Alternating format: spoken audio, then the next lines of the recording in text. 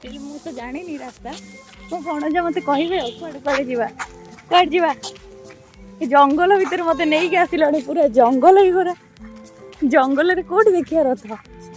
ଦେଖନ୍ତୁ ଇଏ ହଉଛନ୍ତି ମୋ ଭଣଜା, ମତେ ନେଇକି ଯାଉଛନ୍ତି ରଥଯାତ୍ରା ଆଜି ଦେଖିବା ପାଇଁ। ଜୟ ଜଗନ୍ନାଥ। ଆଉ ମୋ ସ୍ୱାମୀ ହୋଇ ଦେଖନ୍ତୁ ବସି କାମ କରୁଛନ୍ତି। ଆଉ କିଛି ଦିଅ ରଥଯାତ୍ରା ଖର୍ଚ୍ଚ।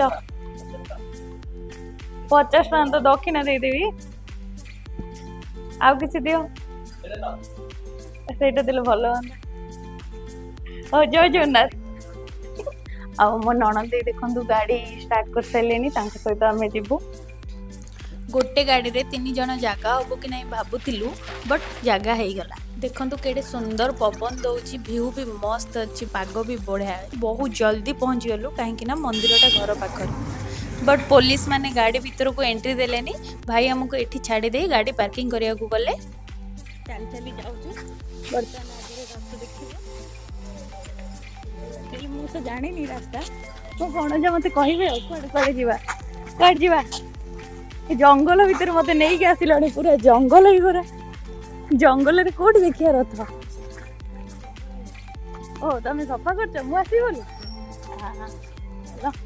ଯେଉଁମାନେ ଏଇଠିକାର ଲୋକ ସେମାନେ ଭିଡ଼ିଓଟି ଦେଖି ଜାଣିପାରୁଥିବେ ଏଇଟା କେଉଁ ଜାଗା। ବଟ୍ ଯେଉଁମାନେ ଜାଣିନାହାନ୍ତି ସେମାନଙ୍କୁ କହିଦେଉଛି, ଏଇଟା ହେଉଛି ଆସିକାର ନୂଆ ଗାଁ ସୁଗାର ଫ୍ୟାକ୍ଟ୍ରି ଛକ।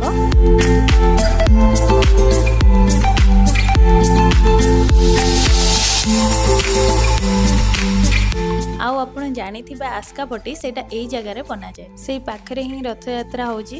ଆପଣମାନେ ଦେଖିପାରୁଥିବେ ଆମେ ମନ୍ଦିର ପାଖରେ ପହଞ୍ଚିଗଲୁ। ଦେଖନ୍ତୁ ବହୁତ ଭିଡ଼ ହେଇଛି, ବହୁତ ସାରା ଦୋକାନ ପଡ଼ିଛି। ମୁଁ ଭାବିଥିଲି ପହଞ୍ଚିଲା ବେଳକୁ ରଥ ଟଣା ହେଇଯାଇଥିବ, ବଟ୍ ଏପର୍ଯ୍ୟନ୍ତ ଠାକୁର ବାହାରି ନାହାନ୍ତି ମନ୍ଦିର ଭିତରୁ। ଏତେ ଭିଡ଼ ଭିତରେ ମୋତେ ବି ଭିଡ଼ିଓ ବନେଇବାକୁ ବହୁତ ଅନକମ୍ଫର୍ଟେବୁଲ୍ ଫିଲ୍ ହେଉଛି। ଦେଖନ୍ତୁ ଇଏ ହେଉଛି ମନ୍ଦିରର ସିଂହଦ୍ୱାର। ସତରେ ମୁଁ ବହୁତ ଲକି, ମୁଁ ପହଞ୍ଚୁ ପହଞ୍ଚୁ କେମିତି ପହଣ୍ଡି ଷ୍ଟାର୍ଟ ହେଇଗଲାଣି। ମୋ ଭାଗ୍ୟରେ ସତରେ ଅଛି ବି ଦେଖିବା ଏଇଟା। ଦେଖନ୍ତୁ ସାଙ୍ଗମାନେ, ମୁଁ ଏଇଟା ଫାଷ୍ଟ ଟାଇମ୍ ଦେଖୁଛି ଯଦି ଲୁଗା ପକେଇ ଠାକୁରଙ୍କୁ ନେଇକି ଯିବେ ତ ଖାଲି ତ ଲୁଗା ପକାଉନାହାନ୍ତି, ତା ଦେହରେ ଗୋଟେ ଗୋଟେ ତକିଆ ବି ପକାଉଛନ୍ତି, ଯେମିତିକି ଠାକୁରଙ୍କ ପାଦ ମାଟିରେ ଲାଗିବନି ଆଉ ଠାକୁରଙ୍କୁ କଷ୍ଟ ହେବନି। ସେ ତକିଆ ଉପରେ ଗୋଟେ ଗୋଟେ ଷ୍ଟେପ୍ ଦେଇକି ଠାକୁରଙ୍କୁ ନେଇକି ଯିବେ।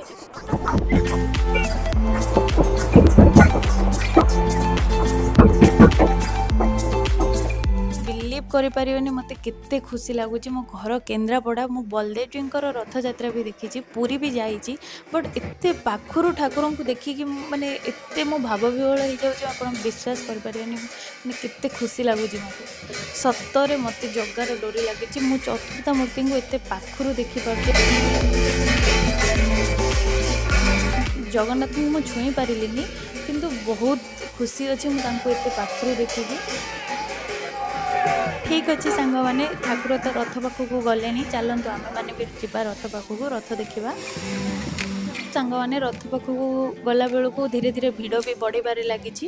ଆଉ ତା ଭିତରେ ମୁଁ ତ ବହୁତ ଜିନିଷ ବହୁତ କିଛି କହିଛି, ବଟ୍ ଭଏସ୍ କିଛି ଆସିନି କାହିଁକିନା ମୋତେ ବି ତ ବହୁତ ଲାଜ ମାରୁଥିଲା। ମୁଁ ବହୁତ ଧୀରେ ଧୀରେ କହିଛି, ଆଉ ବଡ଼ ପାଟିରେ କହିଲା ବେଳକୁ ଲୋକମାନେ ମୋତେ ଅନଉଥାନ୍ତି, ମୋତେ ବହୁତ ଅକ୍ୱାର୍ଡ଼ ଫିଲ୍ ହେଉଥାଏ ଯେ ଫାଷ୍ଟ ଟାଇମ୍ ପାଇଁ ଏମିତି ବାହାରେ ଭିଡ଼ିଓ ବନେଇ କିଛି କହିଲା ବେଳକୁ।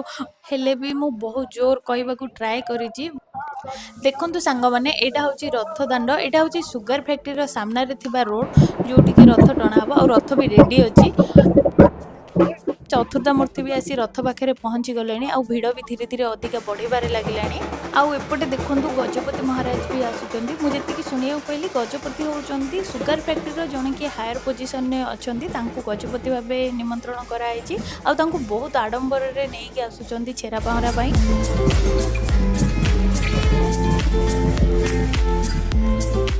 ଗଜପତି ମହାରାଜ ଉପରକୁ ଗଲା ପରେ ତଳେ ତ ଏତେ ଭିଡ଼ ଜଣାପଡ଼ୁନି। ମୋର ଜଣେ ଦିଅର ଥିଲେ ରଥ ଉପରେ, ତାଙ୍କୁ ଗୋଟେ ଉପରୁ ଭିଉ ଆଣିବା ପାଇଁ କହିଲି।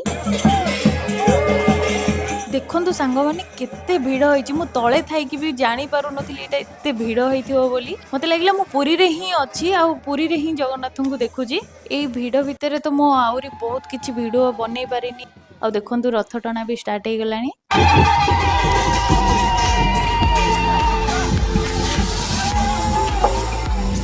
ବହୁତ ଶୃଙ୍ଖଳାର ସହିତ ରଥ ଟଣା ଏଠିକାର ଲୋକମାନଙ୍କର ଆରେଞ୍ଜମେଣ୍ଟ ବହୁତ ଭଲ ଥିଲା। ଏତେ ଭିତରେ କେମିତି ରାତି ହେଇଗଲା ଜଣା ବି ପଡ଼ିଲାନି, ଆଉ ବହୁତ ଲେଟ୍ ବି ହେଲାଣି, ଆମକୁ ଘରକୁ ଯିବାର ଅଛି। ବଟ୍ ଯାହା ହଉ ବହୁତ ଭଲରେ ରଥ ଟଣା ହେଇଗଲା। ମୁଁ ଏତେ ପାଖରୁ ରଥ ଦେଖିଲି, ବହୁତ ଖୁସି ଲାଗିଲା।